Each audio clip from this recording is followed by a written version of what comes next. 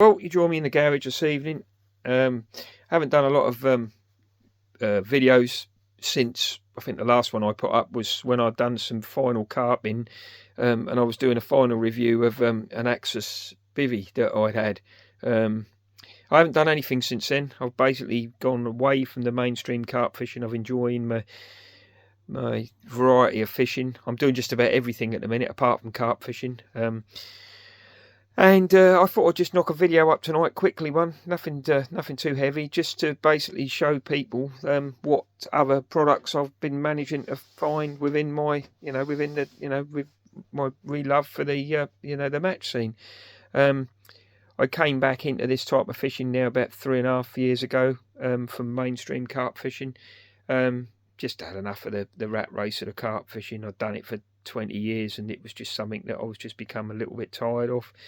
I had about a 12-month period when I was just really bit lost, I suppose. I didn't really enjoy the carp fishing. I didn't know what I wanted to do, and I ended up doing some match fishing, which I'd really done where my fishing started, match fishing back in the late 80s, early 90s. And I suppose over the last 3 years I've gone back into that. I've really enjoyed a variety of fishing, to be honest, and I'm not really sorry that I'm no longer just sit in a bivvy and wait for an alarm to go.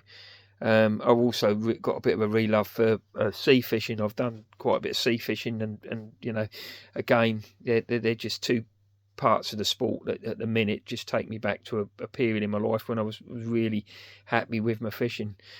So anyway, I got back into the match scene and the general course scene, and when I came back in, I bought a few second-hand boxes. I bought I started off with a diver, one of their entry-level boxes. I bought one of those, and then I upgraded it and got a Preston Inception box, which the modern boxes are they're all the same really. They're just obviously just logoed up different, but the majority of the modern boxes all work off the same footprint. I got rid of the Inception. I bought a Daiwa D800, beautiful box, really nice, all modern and lovely and spick and span, but it weren't something that was ticking the box. I went to the big show at Farnborough and got talking to some guys up there from Ockbox. They're quite local to me. They're at Norwich. I ended up picking up a second-hand Ockbox, and last season I fished majority of my fishing off an Ockbox. And towards the latter stages, it became a little bit of a faff, putting stuff on, taking stuff off. It was quite a big old box. It was quite a heavy, lumbersome unit, and it just seemed as though there was something missing from my fishing.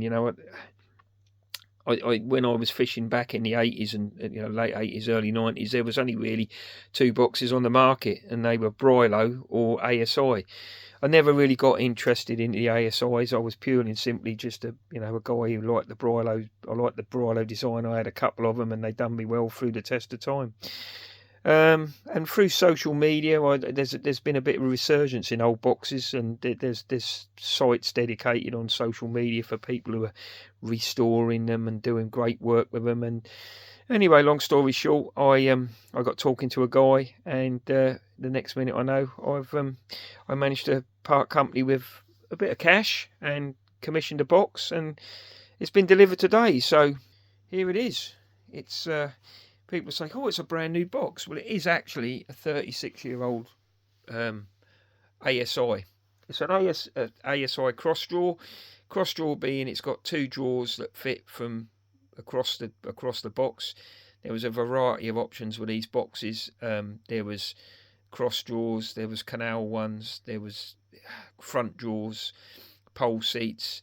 So I had a discussion with a guy called Nick Richards, a guy from Cheshire, and he's been doing a lot of work with these. He's got restoration down into a fine art, and he's got a lot of people who respect what he's doing with these boxes. They're as I say, this particular one is a 36-year-old box, and he has basically completely and utterly took it apart. Every piece has been off, with exception obviously the main big rivets that hold the box together, but all the clasps, all the catches, and everything have all basically been done. The ASI, I mean, going back to the 80s and the 90s, they were you know, they were colossal great things. I mean, nowadays we've all got barrows to take stuff to the lakes, but in their time they weighed a lot. You get them filled with tackle, they weigh even more. The plus point was they were virtually indestructible, and that's why so many of them are still about these days. This particular one, as I say, 36 years old, been completely redone. Nick has took it all apart. It's got the ground bait tray, what is actually part and parcel of the way they were designed, fits under there. You've got a brolly spike at the back. On this particular one, as I say, you've got two drawer system, so there's two cross drawers that fit in here, and then you've got a big solid area within the box, which is massive and a lot of space in there. Nick done the custom job for me. He put the Daiwa stuff on there. He re-upholstered the seat, and yeah, I mean, it is a stunning example of what people can do. You know, when they've got a love for, you know, when there's a bit of a passion. The drawers are held in with a little old pin. I mean, obviously what Nick's done is change this. This is like two rivets put together, but originally there was a little doweling pin that went between them.